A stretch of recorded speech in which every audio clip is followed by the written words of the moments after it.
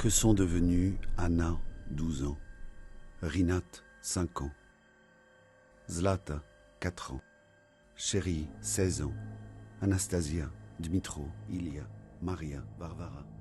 En Ukraine, des dizaines de milliers, des centaines de milliers d'enfants ont été arrachés à leur terre natale, déportés seuls ou avec leur famille au plus profond de la Russie.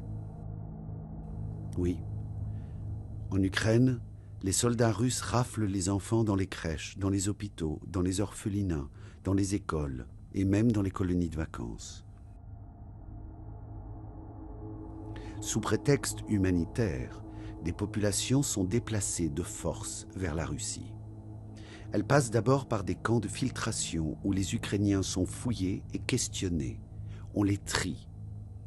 Les mauvais Ukrainiens, partisans de la liberté et de la démocratie, sont séparés de leurs enfants avant de connaître eux-mêmes un triste sort. Par bus, par train, par avion, les enfants isolés ou avec leur famille sont dispersés dans l'immense Russie jusqu'aux confins de la Sibérie.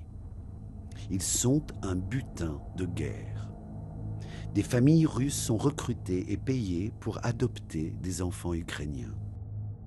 On leur distribue en grande pompe des passeports russes qui parfois modifient leur état civil.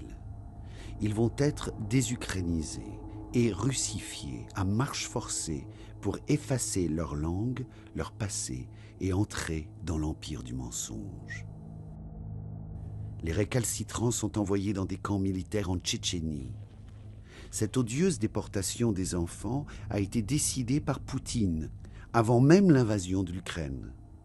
Il en a confié l'exécution à sa commissaire aux droits des enfants, Maria Lvova-Belova, placée directement sous ses ordres. Et ce n'est qu'un début, car elle le dit elle-même.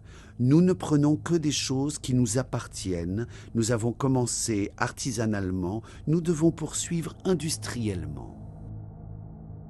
En droit international, déporter des enfants, vouloir éradiquer un groupe national est plus qu'un crime, c'est un acte de génocide.